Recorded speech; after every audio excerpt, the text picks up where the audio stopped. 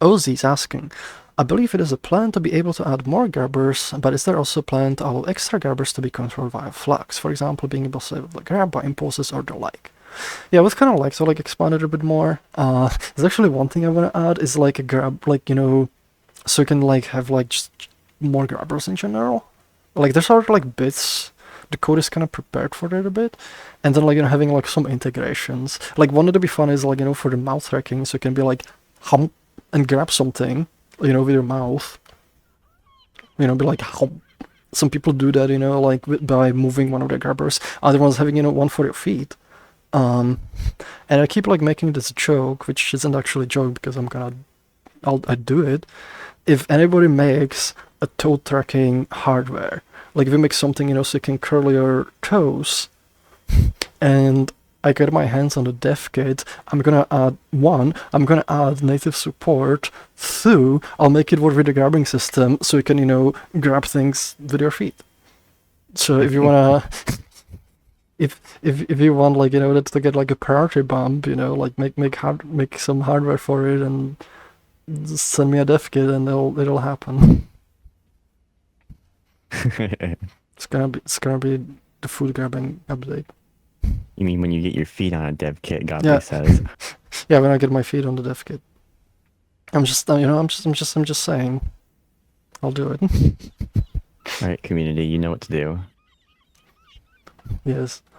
I mean, you could like do one like relatively like easily. Like I think like so like if you have your food, you know, you could like say like, you know, this is your food, which is a horrible drawing.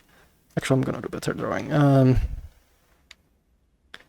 So like a foot, you know, and then have like your toe. So like, you know, like you can like rotate your toes. So I've wondered like if like an easy way, like I wonder if this would work decently well, is essentially you get two IMO units, which essentially, you know, just like accelerometer, gyro, and magnetometer. So you can like, you know, get rotation, and you make some kind of contraption like where one piece is here, the other piece is here. And then you just get like, you know, the relative difference between the angle. Because like if the whole foot rotates, you know, like these two kind of stay the same. And if the toes rotate relative to it, you know, then you should be able to get that information. You know, get the difference between the angles. The only thing is, you know, if these two, because they tend to drift, so like I wonder if they're not gonna drift apart, but like maybe with the magnetometer it can help, and maybe, you know, the accelerometer, because you're gonna have, you know, gravity that's the same on both, so you could maybe use that to compensate like pretty well. And it could be like a relatively cheap solution, you know, to do something like that. Yeah, But you know, just throwing that out there. I wonder if there've got to be like chips that can determine, like let's say you had a magnet relative to a thing, and you rotate one of the objects.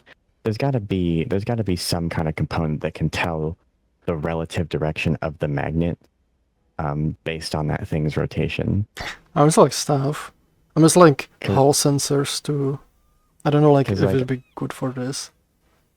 Because, like, what I'm thinking, right, is if you had one of those devices, you could determine you could determine a magnet's, like, relative direction to it. So you'd only need one device. You just need a magnet, like, on your toe, and then you need that chip on your foot. And then when you move your toe, or no, you'd put the chip on your toe, sorry. Put the chip on your toe, you put the magnet on your foot, and then you could tell the relative direction of the magnet relative to the chip. I don't know like if like you'd get like if you get it from that, because like I don't know if you can measure directionality of like, you know, magnetic field like that easily. Because like if you like think about it, so say like this is one on your toe and there's like your like sensor. We can think of the magnetic force, you know, it's like a force. It's gonna be, you know, it pulls it.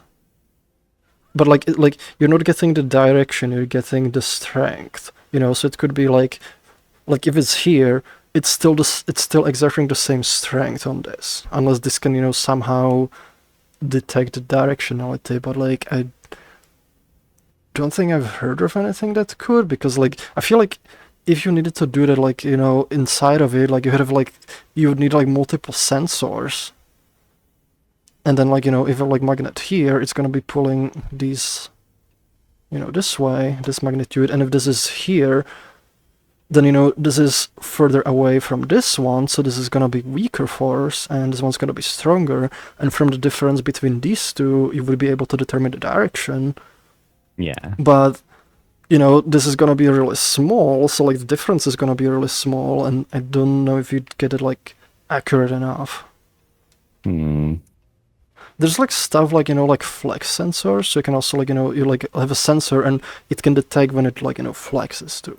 The other part like would be also the drift, because like if you have the magnet and it kind of changes over time, I don't think that one has a good way of like self-compensating.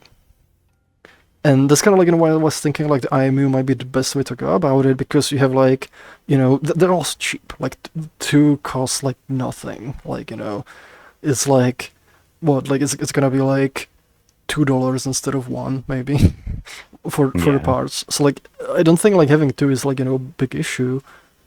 And what you get with each, you get the orientation from the gyro, which can drift, but also you get the accelerometer, which is always gonna be when it's still, is gonna be pulling downwards because of gravity. So it's gonna measure that, and you can use that to make sure they are aligned. And you also have magnetometer, which is aligned, with Earth's, magnetic sphere. So you can use that to also provide a source of calibration, like to provide correction for the drift. I think we're getting deep into foot tracking, the toe tracking specifically.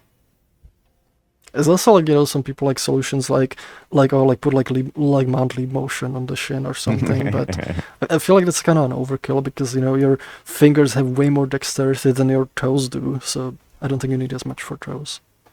Just make like a toe tracking sock you put on, and now have toe tracking and you can grab things. Yeah, that would be kind of cool, actually. I bet that would be possible to put in a sock. Yeah, just something you put on. Or maybe just so it's small, you put it on and you can put sock on top of it. All right, we need to like to put light. This is one of those things. If I had time, I would like do this. I would do this myself, but the problem is I don't have time. Same. I would provide an integration too. Anyway, well, it seems like we're mostly out of questions. I think those were. Yeah. I'm just kind of like, well, I'm just going into these like silly ones, because we still got like actually we changed the formatting. Why is my clock the US time? I think we got 40 minutes left. Yeah, we got about 40 minutes left. Oh, there we go. Yeah, if you got like any more questions, feel free to ask. But yeah, we pretty much asked the Aussie one. It's kind of started this whole thing with the Gerber.